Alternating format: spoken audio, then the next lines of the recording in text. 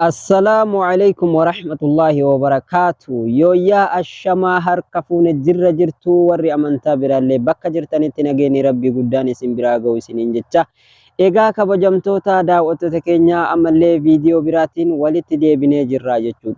Viidiyoo amma qabadhee isiniif dhufe kana keessatti fakkeenyaaf bilbila keessan tokko hattuun yoo isin jalaa fuutee jiraatte jechuudha. Hattuun isin jalaa fuutee erga isin jalaa deemteen akkamitti qabatuu dandeettan? Akkasuma immoo bilbila isin jalaa hattuun fudhatte sana yoo lafti inni itti fudhate sun isinitti kaluu taate akkaataa itti beeytanii dhaqxanii irraa fudhatuu dandeettan. Akkasumallee bilbila keessan kan hattuun fudhatte kana wantoota bilbila san keessa jiru bilbila biraatiin dhaqxanii akka itti yeroo gabaabduu keessatti keessaa dileet gootanii bilbila san qulqulleessitaniitiin akka namni sun icciitii keessan arguu hin dandeenye itti godhattan jechuudha. Inni sadaffaadha jechuudha. Bilbiluma sanuyyuu namni isin jalaa fudhate sun akka ittiin fayyadamne guutumaan guututti look gochuudhaan irratti qolloftan. Kana sadiinin isinitti argisiisa. Obboleeyyan chaanaala kanaaf haaraa taatanii jiraattan baga nagayaan dhuftanii isiniin jecha. Chaanaalli kiyya kun yoo isinitti haaraa ta'ee bakki sabskiraayibiituun yoo isinitti gurraachattee kan jiraattu taate sabskiraayibii gochuudhaan akkasuma mallattoo beelii dura kanatti baatu kana irra tuquudhaan barreeffama ol jedhu kan gubbaa dhumarra kan jiru kana irratti ol godhatu hin dagatinaa isiniin jedha. Viidiyoon kun daqiiqaa dheertu isinitti hin fudhatu, laayikii gochuu hin dagatina. Gara koomentiitti yaada qabdan naaf barreessaa isiniin jedha. Galatoomaa hora bula. Gara viidiyootti isin dabarsana waliin turtii gaarii. Ya Rabbi anneen beeyne si malee dureessan deeyne arjaa koo anneen beeyne si malee dureessan deeyne harka kee malee Rabbi koo khabira kaaniin eeyne ulaatee duraan kaasiin ajaatu soonan baafne. Ya Rabbi anneen beeyne si malee dureessan deeyne arjaa koo anneen beeyne si malee dureessan deeyne harka kee malee Rabbi koo khabira kaaniin eeyne ulaatee duraan kaasiin ajaatu soonan baafne. Jiruun qadaraan quraanaa tokko harkaana imaana galmee durrabbiin galmee seesaniitu de. Egaa daawwattoota kiyya erga gara viidiyootti isin dabarseen booda kiroomii biroozarii kana fayyadamtu jechaadha. Googil kiroomii keessa seentan. Kiroomii keessa erga seentanii bakka sarchi tana irratti haala kanaan barreessitu find my device. Haala kanaan innuu isinii fidaa jechuudha. My device innuu haala kanaa yeroo isin barreessitan dafee as jalatti isinii baasa jechuudha. Kanumarra dhawattan. Erga isarra dhawattanii haala kanaa liinkii hedduu isinii baasa jechaadha. Liinkiin akkanaatun yoo asitti isiniin dhufne akkanuma keessa ol deemuudhaan keessa ol deemtanii kunoo bakka hundatti find my device jedhee isinii baasa jechuudha. Kanneen hunda keessaa argatuu dandeettu jechaadha. Kanaafuyyuu find my device kan jedhu kana irra dhawattanii jechuudha. Isarra gaafa isin dhawattanii jettanii bilbilli si jalaa badee fi kaan akkatti fidee wal bira isiniif kaayaa jechuudha. Haala kanaan bilbila sana wal bira isinii kaayaa jechuudha. Kino parsantii hattan bilbilli amma fakkeenya bilbilli kanatuyyuu anuu bira jira garuu ammoo kan amma barbaaduun ittiin jiru isa kana jechuudha. Kan amma irratti barsiisaa jiru isa kana. Garuu kan barbaadutti jiru sun bilbila kana jechuudha. Akkuma argitan parsantii meeqa qaba? Chaarjiin isaa parsantii 75 qaba jechuudha. Kino asirratti yoo kan argitan ta'e parsantii 75 qaba jechuudha. Okay, erga haala kanaan inni isinii fide namni sun biyya kam akka jiru kinu asirratti argitanii jechuudha. Amma Saudi keessa jira waan ta'eef asumarra Saudi kan jedhu kana irratti hin dhawa. Tole. Haala kanaan jala deemuudhaan jala deemtanii magaalaa keessa bilbilli sun jiru isin geessaa jechuudha.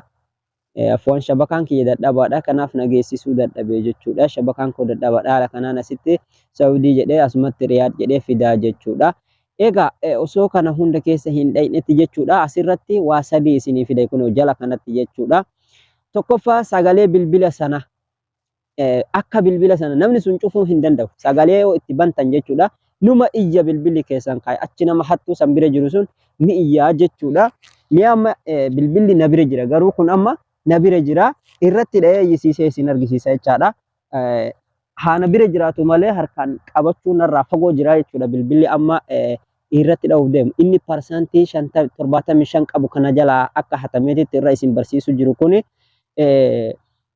na bira haa jiraatu malee harkaan tuquu hin danda'u jechaadha, narraa fagoo jira. Kanaafuu mee bilbila kana sagalee bakka tanarratti dhooytanii ilaaltanii jechuudha. Saawundi bakka jedhu kanarratti yeroo isin dhooytan haala kanaan iyyaa jechuudha. Kunoo dhageeffadha.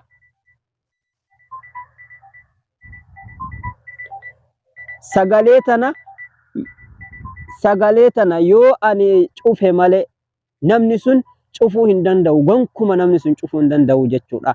Yoo ani irraa cufe malee akkanumatti iyyaa haga wayii ta'an bira dhaqee bilbila san fudhutti haaluma kanaan iyyaa jechuudha. Hin cufatu. Sana booda anatu irraa cufaa jechaadha. Asirra dhooytanii stop kan jedhu kanarratti dha'uudhaan irraa cufattanii jechuudha. Tole. Haala kanaan bilbila keessan karaa tokkoon qabatuu dandeettu jechaadha. Karaa lammataa isa kanarratti yoo dhooytan bilbilli sun gonkuma itti qollofame jechaadha. Isa lammaffaa kanarratti yoo dhooytan bilbilli nama san harka jiru sun guutumaan guututti iskiriin isaa ni qollofama. Namni sun keessa seenee innuma arguu hin danda'u jechuudha. Waan takka hojjechuu hin danda'u. Bilbilli sun iskiriinshotii jedhee qaxi jedhee irrumatti qollofamee taa'aa jechuudha. Hatticha sanirratti bilbilli sun ni qollofama jechaadha. Kinoo asirratti mallattoo qulfii ni argitan jedhee yaada jala kan kinoo bakka nama xiyya gadi itti argisiisaa jiru kana bilbilli asirratti qulfii qollofiisiin jedha. Asirratti ni qolloftaa jechaadha.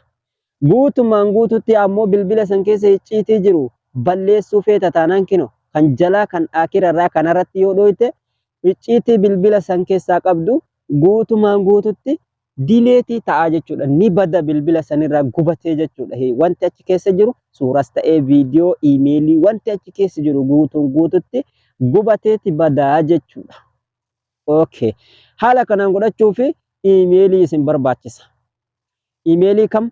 Iimeelii bilbila sanirraa qabdan bilbila ittiin barbaaduuf deemtan kanarra kaa'uu qabdanii jechuudha. Isarra jiraachuu qaba. Paaswoordii fi iimeelii sana beekuu qabdanii jechuudha. Bilbila kan amma barbaaduuniif deemtan kanarratti an amma bilbila isa kana jechuudha. Isa amma inni asitti na argisiisu kana Galaxy A3 kana kan inni agarsiisu A3 kana jechuudha. Kan amma chaarjii 75 qabu kana barbaadutti jira jechuudha. Kan asii kanarratti gaafa achi dabarsu ammoo chaarjii inni qabuu fi hunda waliin naaf jechaadha. Kan barbaadaa jiru amma isa kana Redmi kana jechuudha. Kuni parsantii meeqa qaba? 73 qaba jechaadha chaarjii. Isinii galee ittiin barbaadu jiru kun parsantii 73 qaba. Kun ammoo parsantii 75 qaba jechuudha. Galaxyin 75 qaba. Redmiin 73 parsantii ifa. Redmi kanallee irratti qollofuuf yennaan haaluma kanaan irratti qollofattanii jechuudha. Dirqama garuu iimeelii bilbila kanarra jiru kanarraa qabaatuu qabdan. Bilbila lachuurraayyuu dirqama iimeelii sana qabaatuudha qabdanii jechuudha. Iimeelii bilbila hatame sanirra jiru san dirqama bilbila isin harka jirurraa qabaatuu qabdanii jechuudha.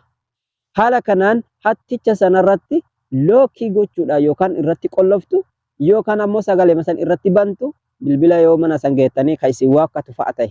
Haala kanaan mana nama sanii bira dhaqxanii yoo namni sun kan isin waakkatu ta'e maal gootanii dhaqxanii tumaan sagalee matan irra bantanii bira dhaabattan. Haala san booda akka qabameen nuuf beekaa jechaadha. Bilbila keessan dhaqxanii fudhattan humnaanis ta'e seeraanis ta'e irraa fudhattu jechaadha.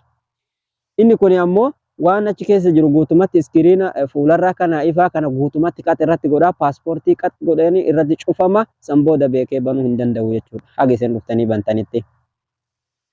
Inni gadii ammoo icciitii bilbila san keessa jiru guutumaan guututti dileetii foormaatii irraa godhuu jechaadha. Akka waan takka inni dhaqee namni isin jalaa hate sun arguu hin dandeenye guutumaan guututti foormaat irraa godhuu dandeettu isiniin jedha. Egaa obboleeyyan chaanaala kanaaf haaraa taatan irra deebiidhaan baga nagayaan dhuftanii sabiskiraayib gochaa amma immoo viidiyoon keenya asuma irratti dhaabataa jechaadha. Barnoonni har'a qabadhee isiniif dhufe waan haga ammaatti na hordoftaniif galatoomaa horaa bulaa dheebanaa.